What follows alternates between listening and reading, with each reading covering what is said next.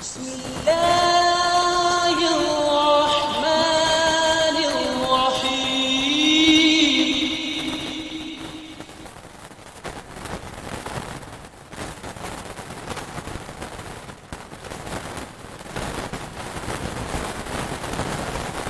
نحمده ونصلي على رسوله الكريم أما بعد أعوذ بالله من الشيطان الرجيم بسم الله الرحمن الرحيم مولاي صل وسلم دائما أبدا على حبيبك خير الخلق كلهم محمد سيد الكونين والثقلين والفريقين من غرب ومن أجم هو الحبيب الذي ترجى شفاعته لكل حول من أحوال مقتهم يا رب بالمصطفى بلغ مقاصدنا واغفر لنا ما مضى يا واسع الكرم۔ اللہ تبارک و تعالیٰ کے فضل و احسان سے اس کے پیارے محبوب پاک سید الاولاد احمد مجتبیٰ محمد مصطفیٰ تاجدار انبیاء صلی اللہ تعالی علیہ وسلم کے دوپہر و صدقے میں اور پیر طریقت رہبر شریعت ولی نعمت سرمایہ سنت حضرت علامہ و مولانا قاری محمد نثار الحق صدیقی رحمۃ اللہ تعالی علیہ کے فیضان سے اسٹوڈیو فیض نثاریہ کی جانب سے مرتبہ پھر آپ کے ساتھ حاضر خدمت کے ذکر رسالت مآب صلی اللہ تعالی علیہ وسلم کی محفل لے کر اور یہ سعادت انشاءاللہ ہم سب مل کر حاصل کریں گے۔ اس میں انشاءاللہ العزیز ہر مرتبہ کی طرح اس مرتبہ بھی علم دین پر ہی گفتگو ہوگی۔ یہ ماہ مبارک ماہ رجب المرجب چل رہا ہے۔ پچھلا ہفتہ الحمدللہ ہم نے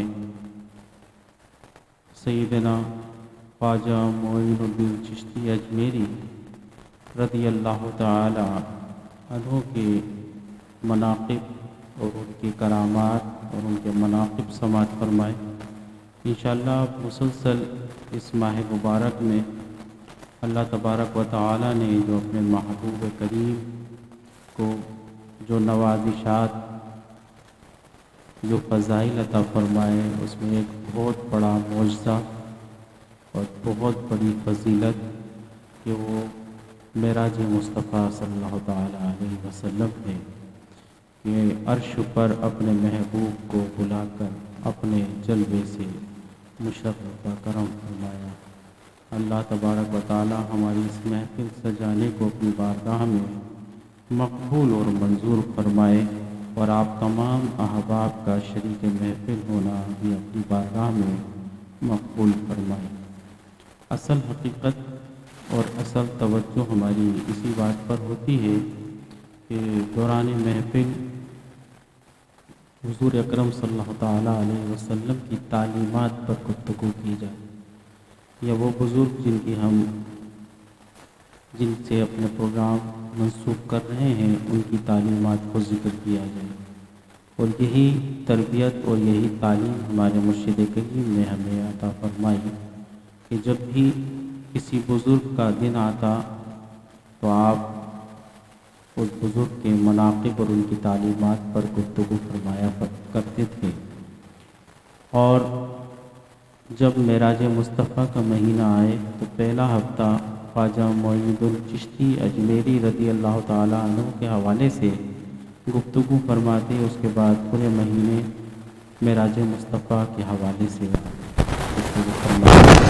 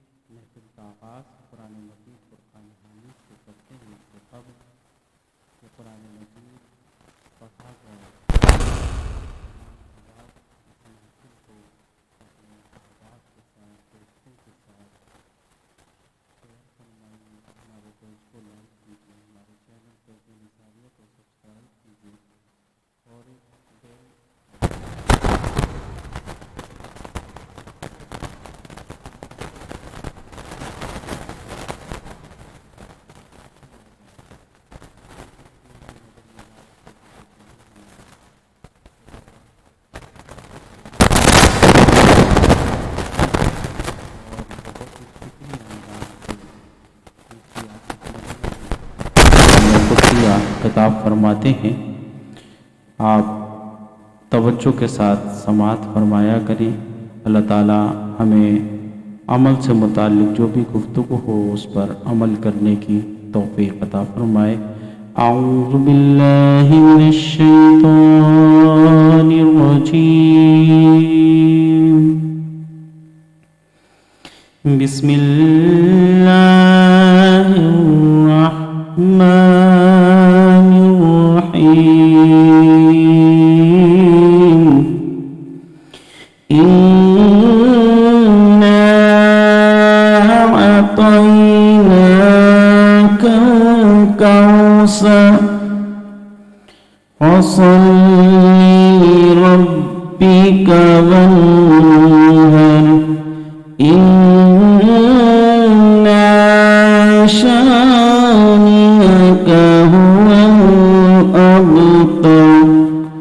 صدق الله مولانا العظيم وصدق رسوله النبي الكريم۔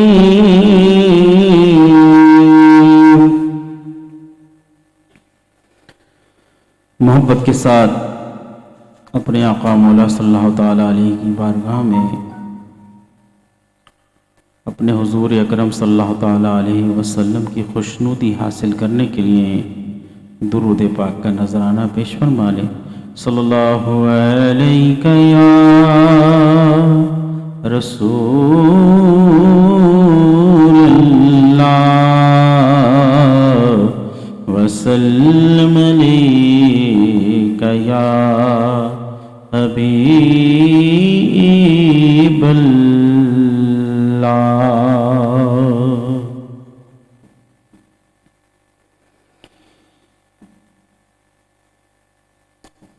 پڑھیے لا الہ الا اللہ، لا الہ الا اللہ، لا الہ الا اللہ، لا الہ الا اللہ، حسبی ربی جل اللہ، ما فی قلبی غیر اللہ، نور محمد صلی اللہ، لا الہ الا اللہ، لا الہ الا اللہ، لا الہ الا اللہ، اول و آخر ہے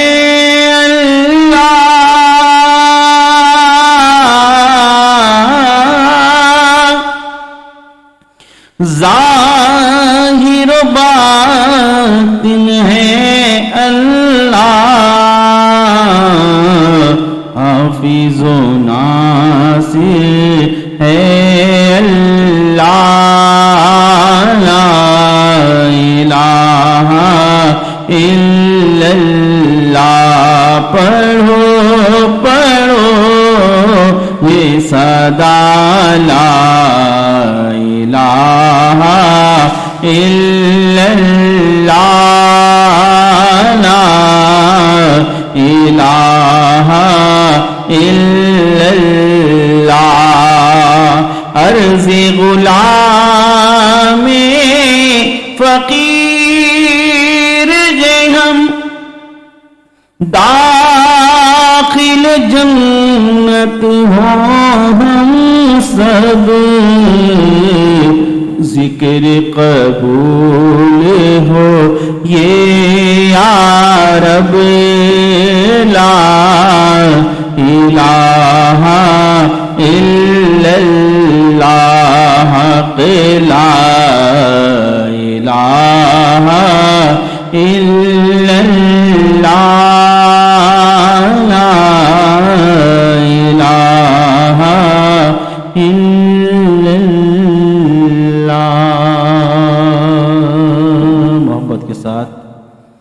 اپنے پیارے آقا صلی اللہ تعالیٰ علیہ وسلم کے حضور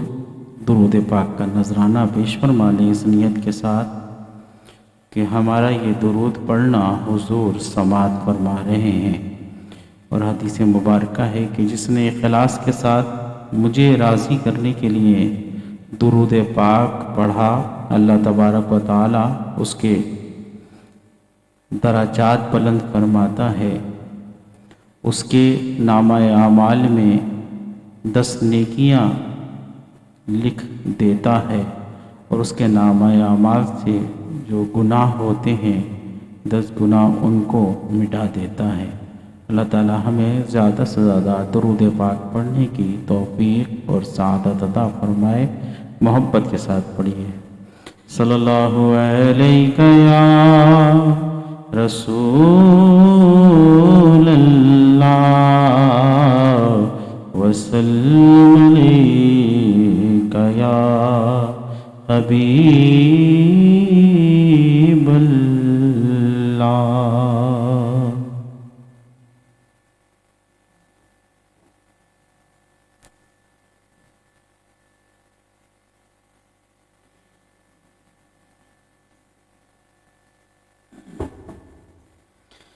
معراج مصطفیٰ کے حوالے سے اس کلام کو پڑھنے کی سعادت حاصل کرتے ہیں، آئیے مل کر پڑھیے۔ بلغ العلا بکمالہ بلغ العلا بکمالہ کشف الدجی بجمالہ عصمت جمیع خصالہ حسنت جمیع خصالہ صلو علیہ وآلہ صلو علیہ وآلہ صلو علیہ وآلہ۔ سر لامکاں سے طلب ہوئی سوئے منتہا وہ چلے نبی، سر لامکاں سے طلب ہوئی سوئے منتہا وہ چلے نبی، کوئی حد نہیں کہ عروج کی، کوئی حد نہیں کہ عروج کی، کوئی حد نہیں کہ عروج کی۔ صلو علیہ وآلہ صلو علیہ وآلہ صلو علیہ وآلہ صلو علیہ وآلہ۔ کروں تیرے نام پہ جا فدا،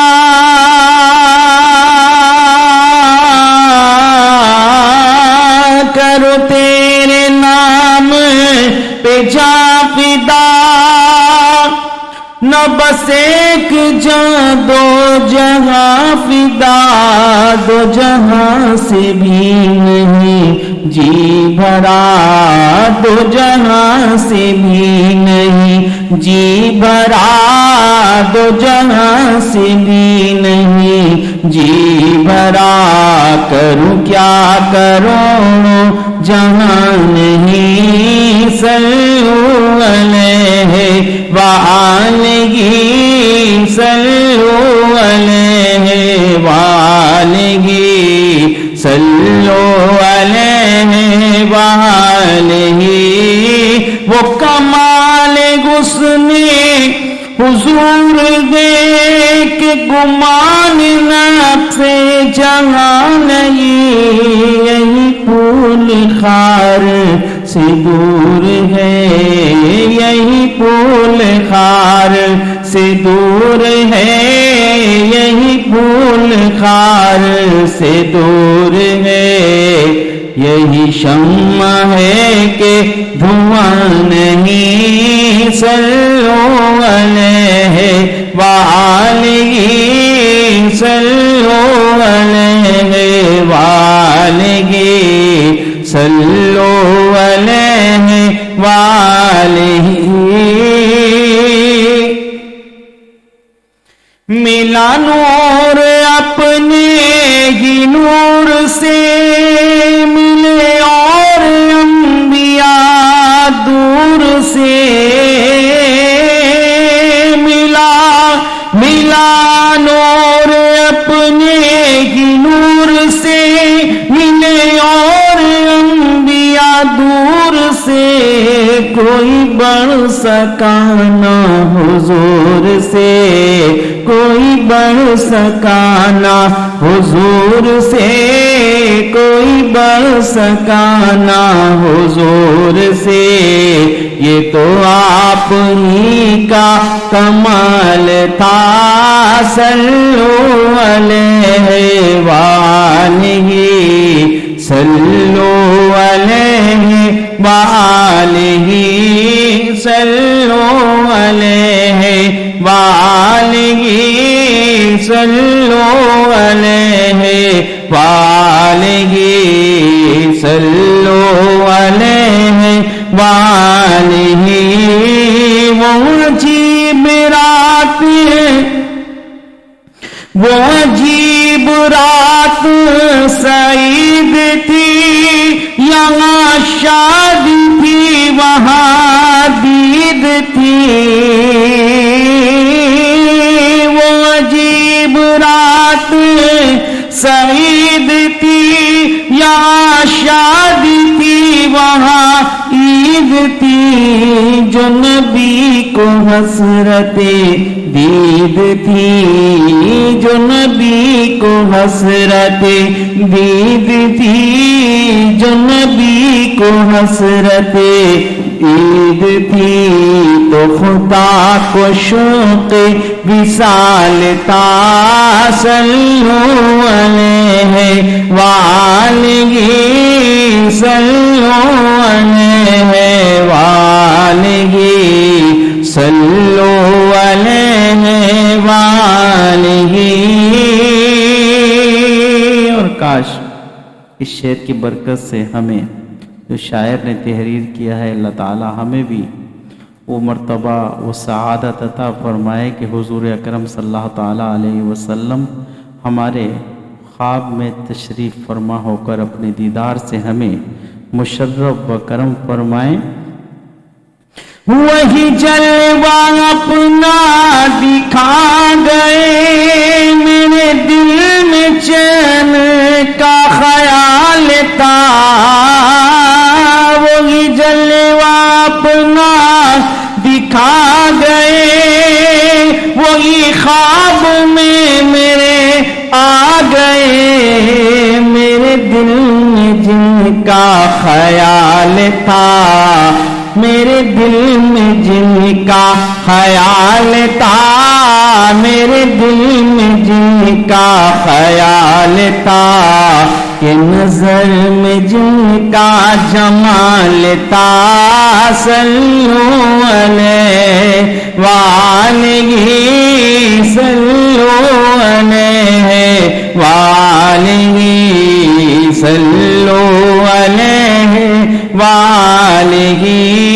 صلو علیہ وآلہ صلو علیہ وآلہ. عرش پہ تازہ چھیڑ چھاڑ فرش پہ طرفہ دھوم دھام عرش پہ تازہ چھیڑ چھاڑ فرش پہ طرفہ دھوم دھام کان جدھر لگائیے کان جدھر لگائیے کان جدھر لگائیے آقا تیری داستان ہے صلو علیہ وآلہ صلو علیہ وآلہ صلو علیہ وآلہ ہی وہ جو نہ تھے تو کچھ نہ تھا، وہ جو نہ ہو تو کچھ نہ ہو، وہ جو نہ تھے تو کچھ نہ تھا، وہ جو نہ ہو تو کچھ نہ ہو، جان وہ جہان کی جان، وہ جہان کی جان، وہ جہان کی جان ہے تو جہان ہے، صلو علیہ وآلہ، صلو علیہ وآلہ، صلو علیہ وآلہ۔ اور وہ ہلا مکان کے مکی ہوئے، سر عرش تخت نشی ہوئے، وہ ہلا مکان کے مکی ہوئے، سر عرش تخت نشی ہوئے، وہ نبی جن کے ہے یہ مقام، وہ نبی جن کے ہے یہ مقام، وہ نبی جن کے ہے یہ مقام، وہ خدا ہے جس کا مکان نہیں، صلو علیہ وآلہ، صلو علیہ وآلہ، صلو علیہ وآلہ۔ کروں مدح اہلِ دول رضا، پڑے اس بلا میں میری بلا، کروں مدح اہلِ دول رضا، پڑے اس بلا میں میری بلا، میں گدا ہوں اپنے کریم کا، میں گدا ہوں اپنے کریم کا، میں گدا ہوں اپنے کریم کا، میرا دین پارہ نا نہیں، صلو علیہ وآلہ، صلو علیہ وآلہ، صلو علیہ وآلہ۔ کتنی پیاری سوچ عطا فرما رہے ہیں اعلیٰ حضرت عظیم البرکت۔ کسی نے کہا کہ نان پارہ کا جو بادشاہ ہے، اگر اس کی شان میں کوئی قصیدہ لکھے، نان پارہ کا جو بادشاہ ہے اس کی شان میں اگر کوئی قصیدہ لکھے تو اسے بہت انعام اور اکرام سے وہ نوازتا ہے۔ تو بس یہ سننا تھا، آپ نے یہ نعت شریف تحریر فرمائی۔ وہ کمال حسن حضور ہے کہ گمان نقص جہاں نہیں۔ اور آخر مقطع میں جو ذکر کیا گیا تھا اس کا بھی آپ نے اس طرح جواب دیا کہ کروں مدح اہل دول رضا، کروں مدح اہل دول رضا، یعنی کہ میں مدحت کروں وہ بھی پیسوں کے لیے، دولت کے لیے، پڑے اس بلا میں میری بلا، کہ میں حضور کا ذکر اس لیے نہیں کرتا کہ مجھے مال و دولت ملے، میں گدا ہوں اپنے کریم کا، میں گدا ہوں اپنے کریم کا، میرا دین پارہ نا نہیں۔ آپ نے نان پارہ کو الٹ دیا، نان پارہ کو الٹا کریں تو کیا بنے گا؟ پارہ نا نہیں، میرا دین پارہ نا نہیں۔ اللہ تبارک و تعالی ایسی ہی سوچ ہمیں عطا فرمائے، اسی اعلیٰ حضرت عظیم البرکت کی سوچ پر اللہ تعالی ہمیں قائم و دائم رکھے کہ ہم دین کی خدمت کریں تو بے لوث اور اخلاص کے ساتھ کریں، مال کی، شہرت کی، لالچ، طمع اس سے اللہ تبارک و تعالی ہمیں محفوظ فرمائے۔ امام جو ہمیں سوچ دے کر گئے، اللہ تعالی ہمیں اسی سوچ پر رہنے کی اللہ تعالی ہمیں توفیق و سعادت عطا فرمائے۔ ہم نام تو لیتے ہیں اعلیٰ حضرت عظیم البرکت، مگر کیا یہ بھی سوچیں کہ ہم نے ان کی سوچ اور فکر کو کتنا اپنایا ہے۔ اللہ تعالی ہمیں سمجھ سے کام لینے کی توفیق و سعادت عطا فرمائے۔ آئیے، جیسے کہ ہمارا پروگرام علم دین کے حوالے سے ہوتا ہے، اور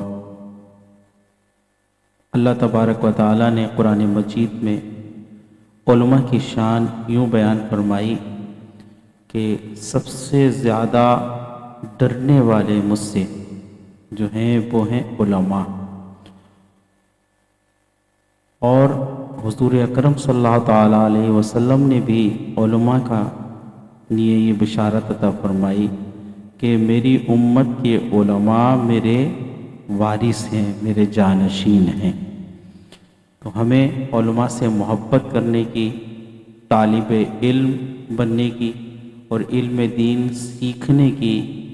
توفیق اور سعادت عطا فرمائے اللہ تبارک و تعالی، اور علماء کرام سے محبت کرنے کی، ان کا اکرام کرنے کی توفیق و سعادت عطا فرمائے۔ جو علماء باعمل ہیں، اللہ تبارک تعالی ان کے دامن سے ہمیشہ تا قیامت تک ہمیں وابستہ رکھے، اور جو گمراہ کن فرقے ہیں ان سے اللہ تبارک و تعالی ہمیں محفوظ فرمائے۔ قرب الہی ایک بہت ہی نہایت عمدہ اور بہترین کتاب، پیر طریقت، رہبر شریعت، ولی نعمت، سرمایہ اہل سنت حضرت علامہ و مولانا مفتی محمد اکمل مدنی دامت برکاتہم القدسیہ نے بہت ہی پیارے انداز، بہت ہی آداب کے ساتھ اور سہل انداز میں تحریر فرمائی ہے۔ میں نے پہلے بھی آپ تمام احباب سے گزارش کی کہ اس کتاب کو آپ کسی کو اگر تحفہ دینا ہو تو اسے ہدیہ فرمائیں، اور اپنے بچوں کو بھی اسے پڑھ کر سنایا کریں۔ زیادہ نہیں، اگر آپ ایک دو حکایات اگر روزانہ اس سے پڑھیں گے تو انشاءاللہ آپ دیکھیں گے کہ آپ کو اس کی بہت برکات حاصل ہوں گی۔ اللہ تعالی ہمیں عمل کرنے کی توفیق عطا فرمائے۔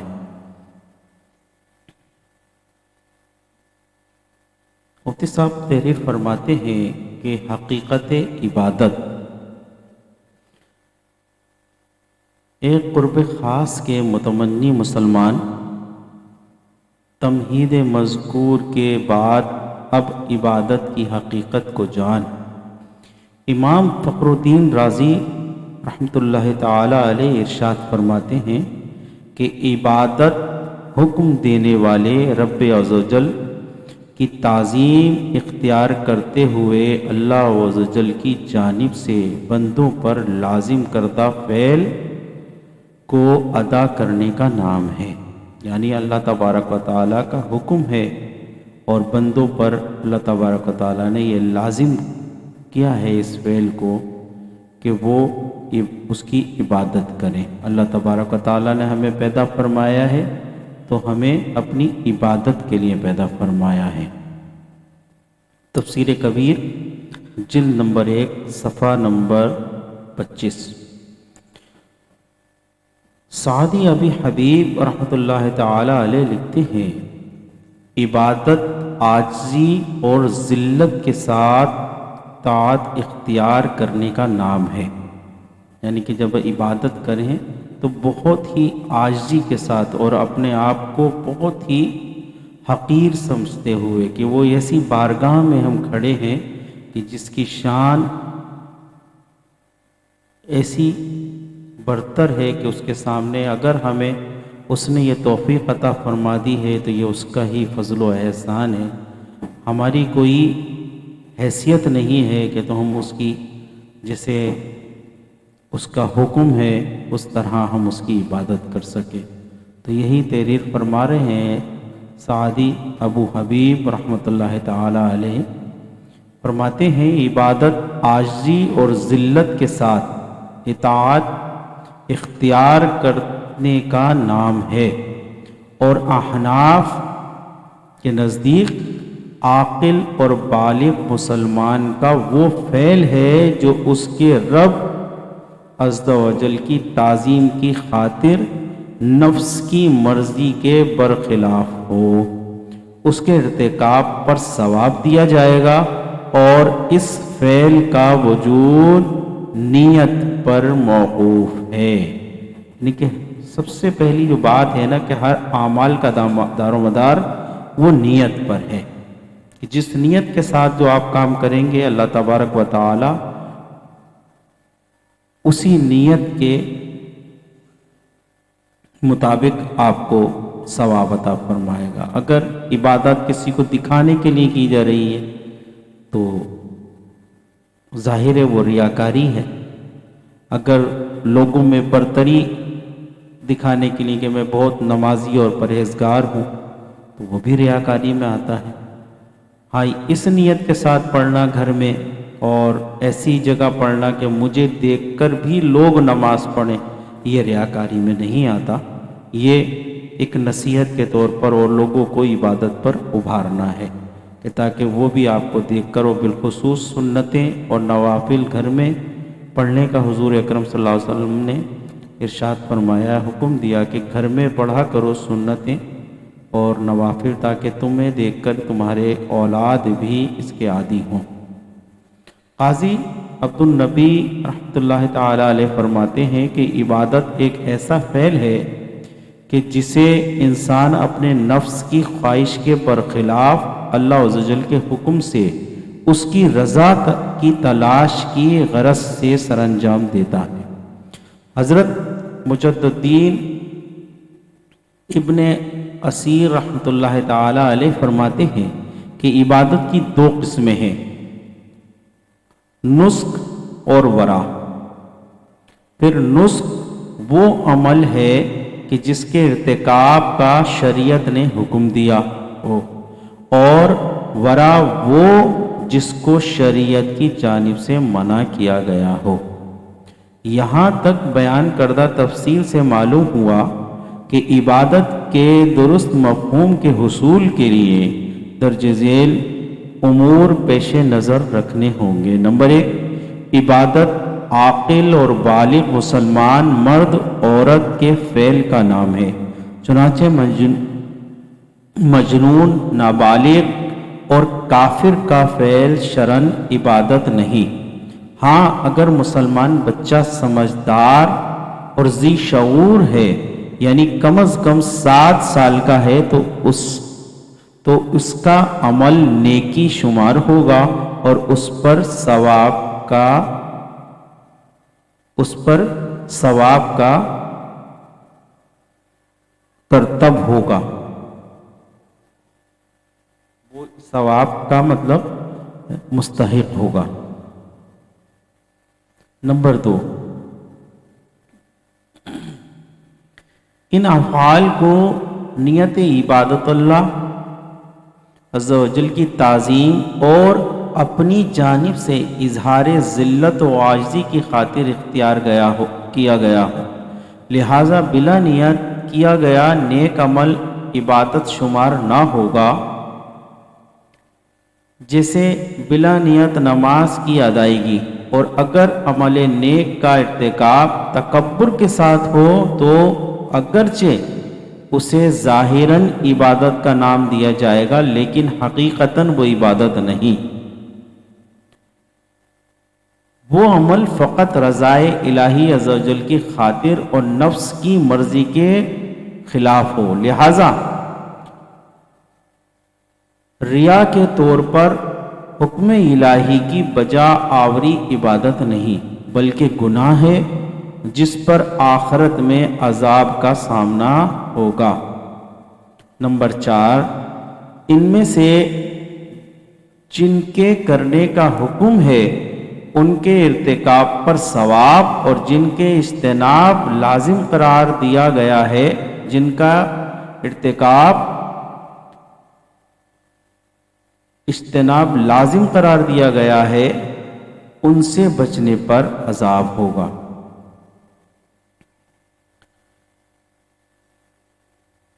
اے عزیز، تو نے دیکھا کہ بعض تعریفات میں عبادت کو اللہ عز و جل کے حکم کے ساتھ مشروط رکھا گیا ہے،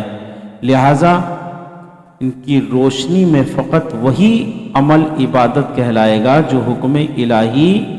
عز و جل کی تعمیل میں ہو، جیسا کہ فرض اور واجب کا ارتکاب یا حرام اور مکروہ تحریمی سے اجتناب، جبکہ جہاں حکم الہی عز و جل کی قید مذکور نہیں، اس کے مطابق مستحب اور نفل کو بھی عبادت میں شمار کیا جائے گا۔ اللہ تعالی ہمیں رضائے الہی اور اخلاص کے ساتھ عبادات کرنے کی توفیق اور سعادت عطا فرمائے۔ اس ضمن میں کچھ سوالات مفتی صاحب سے کیے گئے تو اس کے جوابات۔ سوال: ما قبل بیان سے بظاہر ایسا محسوس ہوا کہ زندگی عطا کیے جانے کا مقصد فقط نماز اور روزہ وغیرہ میں مشغولیت اور گناہوں سے بچنا ہے۔ اگر واقعی ایسا ہے تو کیا رشتہ داریاں قائم کرنے، دوست بنانے، علوم دنیاوی کے حصول کا جائز خواہشات، نفس کی تعمیل اور دیگر دنیاوی مشاغل میں وقت صرف کرنے کی اجازت نہیں؟ کیا یہ تمام امور ناجائز ہیں، ممنوع ہیں؟ جواب: ہاں، میں ہونے کی صورت میں تو زندگی بے حد تنگ ہو جائے گی، اور دور حاضر میں ہر مسلمان یہ شدت و سختی کیوں کر برداشت کر سکتا ہے؟ اس کا جواب: اے برادر اسلام، تعریف عبادت کے ضمن میں جو کچھ بیان ہوا وہ تیری زندگی کا مقصد اصلی تھا، گویا کہ تیری تخلیق اور دنیا میں آمد کا بنیادی مقصد نیت حسن کے ساتھ نیک اعمال کا ارتکاب اور برے اعمال سے اجتناب کے ذریعے رضائے الہی کا حصول ہے، اور نیکی اتباع شریعت کا دوسرا نام ہے، چاہے وہ کسی عمل کے ارتکاب کے ذریعے حاصل ہو یا اجتناب کی صورت میں۔ چنانچہ تیرے بیان کردہ تمام امور اگر تعلیم شرع کے مطابق اور حسن نیت کے ساتھ ادا کیے جائیں اور انہیں مقصد حقیقی کے حصول کے سلسلے میں آسانی اور یکسوئی کا ذریعہ بنایا جائے تو یقیناً ممنوع نہیں، بلکہ بعض صورتوں میں انہیں نیکیوں میں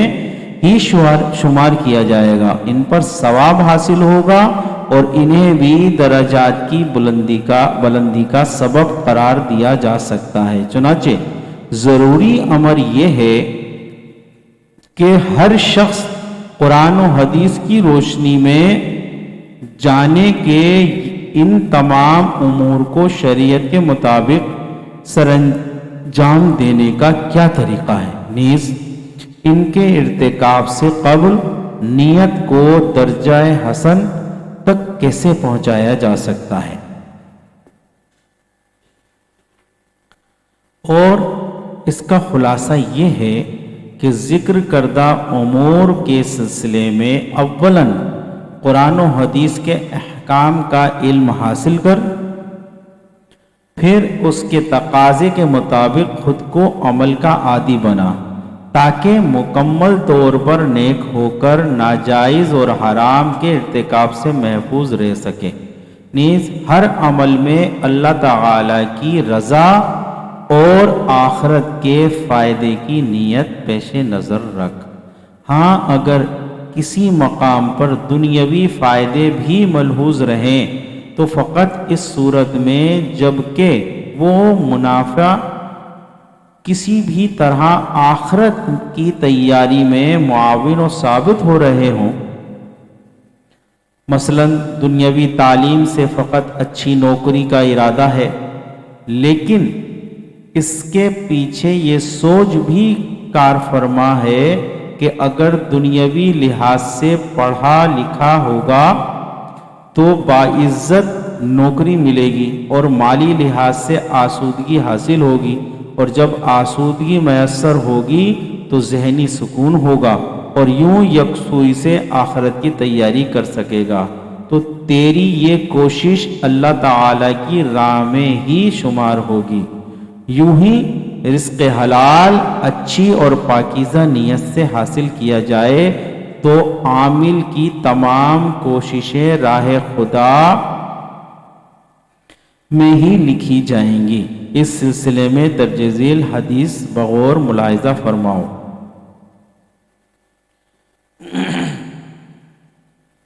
حضرت ابو ہریرہ رضی اللہ تعالی عنہ سے مروی ہے کہ رسول اللہ صلی اللہ تعالی علیہ وسلم نے ارشاد فرمایا، جس نے حلال دنیا کو فخر کرنے، مال بڑھانے اور دکھاوے کے لیے حاصل کیا تو وہ اللہ تعالی سے اس حال میں ملے گا کہ وہ اس پر غضبناک ہوگا، اور جو حلال دنیا کو کسی کے سامنے سوال کرنے سے بچنے، اپنے اہل و عیال کے لیے وسعت پیدا کرنے اور اپنے پڑوسی پر مہربانی کرنے کے لیے حاصل کرے گا تو اللہ تعالی سے بروز قیامت اس حال میں ملے گا کہ اس شخص کا چہرہ چودھویں کی چاند کی طرح چمک رہا ہوگا۔ جس طرح چودھویں رات کا چاند چمکتا ہے، اس طرح اس کا چہرہ روشن ہوگا۔ حضرت سفیان ثوری رضی اللہ تعالی عنہ کا یہ واقعہ بھی بغور پڑھو۔ مروی ہے کہ جب آپ کا وصال ہونے لگا تو آپ کے تکیے کے نیچے سے 300 دینار یعنی سونے کے سکے برآمد ہوئے۔ قریب موجود کسی شخص نے دوسرے کو اشارہ کیا، گویا کہ اس نے اس مال کی موجودگی کو آپ کی بزرگی کے خلاف سمجھا۔ حضرت نے اسے ملاحظہ کرتے ہوئے فرمایا، میں نے اس مال کو اپنے پاس اس لیے رکھا تھا کہ جب بھی میں صبح کرتا اور شیطان مجھ سے کہتا کہ آج کہاں سے کھائے گا تو میں اسے جواب دیتا میرے پاس یہ دینار موجود ہیں، چنانچہ وہ مایوس ہو کر دور ہو جاتا۔ پس میں یہ مال اس کی محبت کے باعث نہیں بلکہ شیطانی وساوس دور کرنے کے لیے جمع رکھا تھا۔ اب میں تمہیں وصیت کرتا ہوں کہ میرے مرنے کے بعد یہ تمام صدقہ کر دینا۔ نیز صحابہ اکرام رضی اللہ تعالی عنہ کی حیات طیبہ کا مطالعہ فرمائیں، کیونکہ وہ نفوس قدسیہ عبادات اور خدمت دین کے ساتھ ساتھ اپنے گھر والوں کے لیے اکتساب حلال سے کبھی غافل نہ رہے، جیسا کہ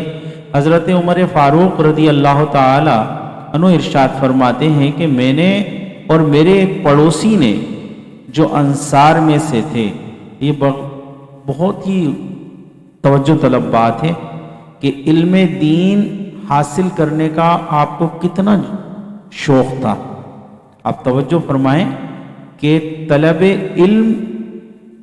کی اہمیت آپ کو پتہ لگے کہ عمر فاروق اعظم کی علمی طلب کیسی تھی علم دین حاصل کرنے کی۔ توجہ سے سماعت فرمائیں کہ حضرت عمر فاروق رضی اللہ تعالی عنہ ارشاد فرماتے ہیں کہ میں نے اور میرے ایک پڑوسی نے جو انصار میں سے تھے آپس میں رسول اللہ صلی اللہ تعالی علیہ وسلم کی بارگاہ میں حاضری کی باری مقرر کی ہوئی تھی۔ ایک دن وہ جاتے اور دوسرے دن میں۔ جس دن میں جاتا یعنی کام کاج کے لیے، میں کام کرنے کے لیے جاتا تو وہ حضور کی بارگاہ میں رہتے، اور ایک دن وہ کام کاج کے لیے جاتے اور میں حضور کی بارگاہ میں رہتا۔ تو اس دن جو نازل شدہ وحی کی انہیں خبر دیتا، جبکہ وہ کسب معاش میں مشغول ہوتے، اور جب وہ جاتے تھے تو مجھے خبر دیتے۔ یعنی کہ ایک دن کام پر وہ جاتے تھے اور ایک دن میں جاتا تھا۔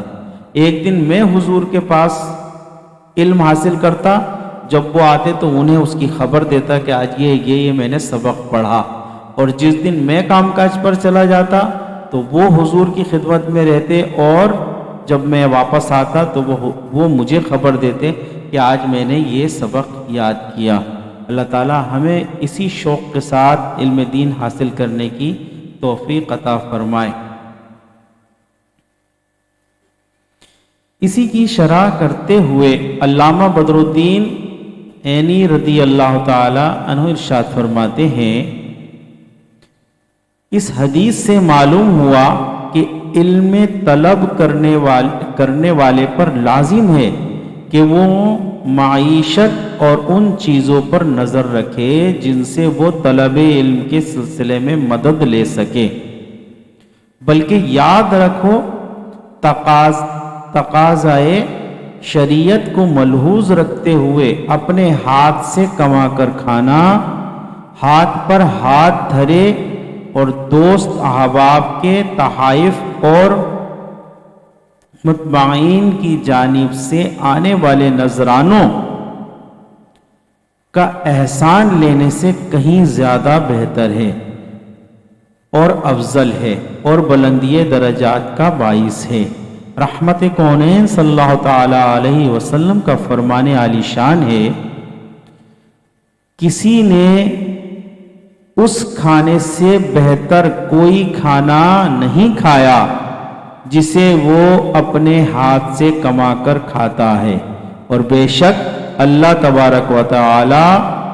کہ نبی داؤد علیہ السلام اپنے ہاتھ کی کمائی سے کھاتے تھے۔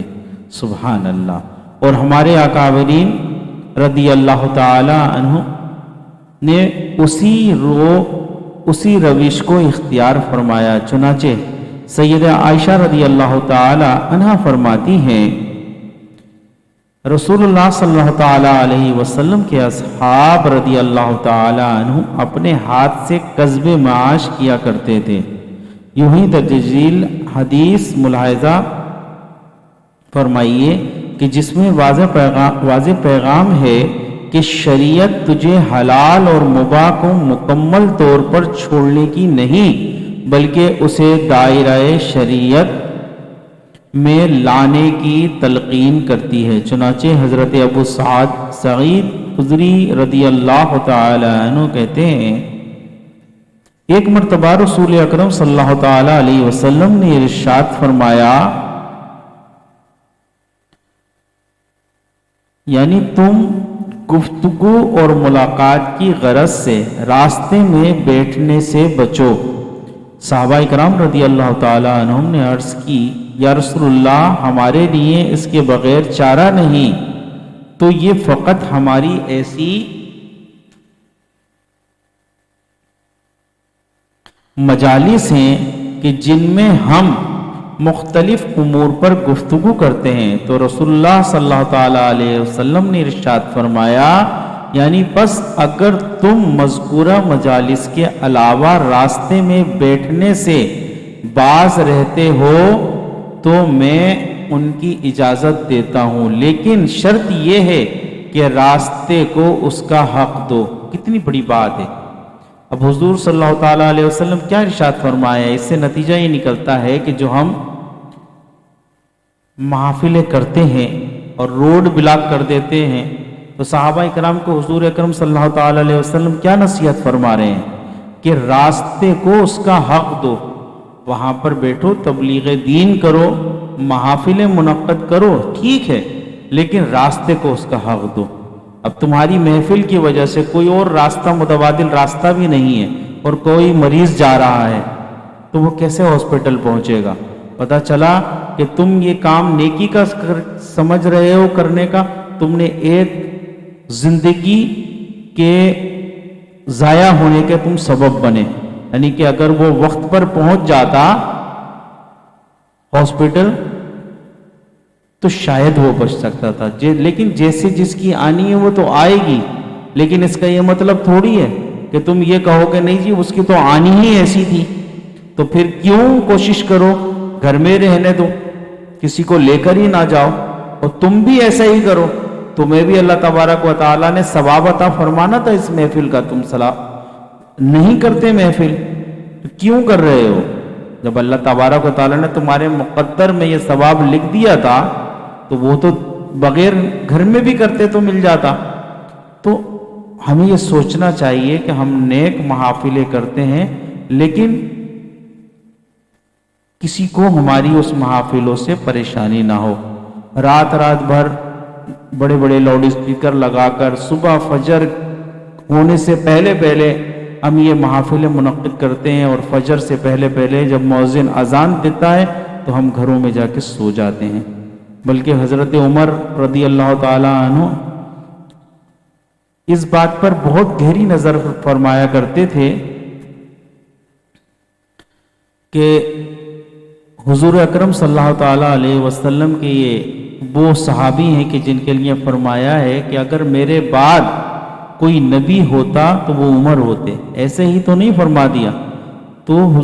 حضرت عمر اپنے پیچھے جو نماز مقتدی ہوتے تھے ان پر نظر رکھا کرتے تھے، کون کون نمازی آیا اور کوئی نمازی نہیں آیا۔ جب سلام پھیرتے اور دیکھتے، ملاحظہ فرماتے، اور جو ان کے پیچھے نماز پڑھتے تھے صحابہ اکرام، ان میں سے کوئی نہیں ہوتا تو اس کے احوال معلوم کرتے، آپ اس کی طبیعت معلوم کرنے جاتے، اس کی عیادت معلوم کرنے جاتے۔ تو ایک نوجوان نماز میں نہیں آیا فجر کی، تو آپ اس کے گھر گئے تو اس کی والدہ نے کہا کہ یہ ساری رات نوافل میں مشغول تھا گھر پر، یہ ساری رات نوافل پڑھ رہا تھا اور فجر سے پہلے اس کی آنکھ لگ گئی۔ تو آپ نے کیا ارشاد فرمایا کہ اس سے کہیں بہتر تھا کہ عشاء کی نماز پڑھ کر سو جاتا اور فجر پڑھ لیتا۔ یہ تمام رات نوافل پڑھنے سے بہتر تھا کہ عشاء پڑھ کے سو جاتا اور فجر پڑھ لیتا جماعت کے ساتھ۔ ایک مرتبہ اور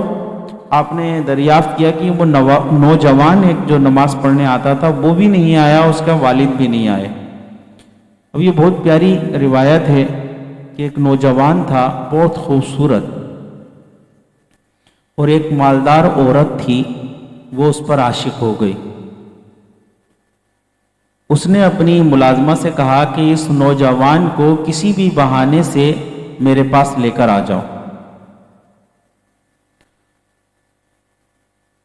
وہ ملازمہ سامان سودا سلف اس نے خریدا اور اس نوجوان کو بلایا کہ میری طبیعت ٹھیک نہیں ہے اور یہ وزن زیادہ ہے، تم میری مدد کرو اور یہ سامان گھر تک پہنچا دو میرے۔ وہ ساتھ ساتھ نوجوان لے کر چلا گیا۔ جیسے ہی وہ نوجوان گھر کے اندر داخل ہوا تو ملازمہ نے باہر سے دروازہ بند کر دیا، اور جس عورت نے اسے بلایا تھا اور جس نیت کے لیے بلایا تھا اس خواہش کا اس پر اظہار کیا، تو اس نے اللہ تبارک و تعالی کی بڑائی بیان کری اور آیت مبارکہ پڑھی کہ جس میں اللہ تبارک و تعالی ارشاد فرماتا ہے کہ بے شک اللہ تبارک و تعالیٰ کے سامنے جو کھڑے ہونے سے شرمایا، اللہ تبارک و تعالیٰ کے سامنے کھڑے ہونے سے شرمایا، اس کے لیے 2 جنتیں ہیں۔ اب کس حال میں کہ وہ گناہ کرے اور پھر اس حالت میں اللہ تبارک و تعالیٰ کے سامنے کھڑا ہو، اور یہ کہہ کر وہ زمین پر گر گیا۔ وہ عورت نے اپنی ملازمہ کو آواز دیا کہ بھائی یہ تو شاید مر گیا ہے، اسے باہر پھینک دو، لے جاؤ یہاں سے، ایسا نہ ہو کہ میرے اوپر الزام آ جائے۔ بہرحال اس کی ملازمہ نے اس کو باہر پھینک دیا۔ اب یہ اس کے والد جو ہے اسے تلاش کر رہے تھے، تو پتہ چلا کسی نے بتایا کہ باہر یہ کسی کچرے کے پاس پڑا ہوا ہے۔ والد گئے، پانی وغیرہ چھڑکا اس کے اوپر، تو یہ ہوش میں آیا اور اسے گھر لے کر آ گئے۔ پوچھا بیٹا کیا ہوا؟ تو اس نے سارا ماجرا بتایا، ایسا ایسا، اور پھر دوبارہ اللہ تبارک و تعالیٰ کے اسی خوف سے بے ہوش ہو گیا اور روح پرواز کر دی۔ اب یہ رات کا وقت تھا اس کی تدفین وغیرہ کی گئی، تو اس وجہ سے ظاہر ہے وہ لڑکا تو اللہ کو پیارا ہو گیا، اب اس کی وجہ سے اس کے والد بھی اس کی تدفین کرنے کی وجہ سے رات کو ہی تدفین کر دی اس کی، اور وہ بھی نماز میں نہیں جا سکے۔ تو کہنے کا مقصد یہ تھا کہ عمر فاروق اعظم رضی اللہ تعالی عنہ نے پوچھا کہ بھائی وہ نوجوان بھی نہیں آیا اور اس کے والد بھی نہیں آئے، تو کسی نے بتایا کہ ان کے لڑکے کا انتقال ہو گیا رات کو، تو گھر پر گئے اس کی تعزیت کے لیے اور سارا ماجرا سنا۔ تو عمر فاروق رضی اللہ تعالی عنہ اتنے خوش ہوئے، کہا کہ وہ اتنا نیک نوجوان تھا، مجھے اس کی قبر پر لے جاؤ، اور آپ قبر پر جا کر اس سے سوال کیا کہ تو نے اللہ تبارک و تعالیٰ کے سامنے کھڑے ہونے سے خوف کی وجہ سے تو گناہ سے باز رہا اور تیری روح پرواز کر گئی، تو نے کیا پایا؟ تو جواب آیا امیر المومنین کہ جیسے میرا رب سچا ہے اس کا وعدہ بھی سچا ہے، اللہ تبارک و تعالیٰ نے مجھ سے ایسے ہی میرے ساتھ معاملہ فرمایا، مجھے 2 جنتیں عطا فرمائیں۔ تو کہنے کا مقصد یہ ہے کہ ہمیں سوچنا چاہیے کہ کن عبادات کو کرنا ہے اور کن کو نہیں کرنا، کیا فرض ہے، کیا واجب ہے، کیا سنت ہے، کیا سنت مؤکدہ ہے، کہاں مستحب ہے۔ تو ان تمام چیزوں کا لحاظ کرتے ہوئے ہمیں عبادات کرنی ہے، اور عبادات اخلاص کے ساتھ کرنی ہے۔ ریاکاری، دکھاوا، لوگوں میں برتری ظاہر کرنا، اللہ تبارک و تعالیٰ اس سے ہمیں محفوظ فرمائے۔ اور جب تک یہ علم دین ہم حاصل نہیں کریں گے تو ہم عبادات صحیح طور پر نہیں کر سکتے۔ اللہ تعالیٰ ہمیں علم دین حاصل کرنے کی توفیق اور سعادت عطا فرمائے۔ ایک اور روایت میں ہے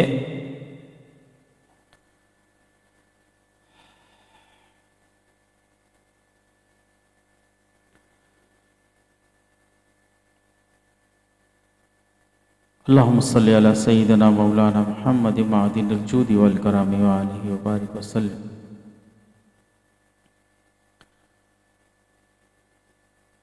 حضرت اسید بن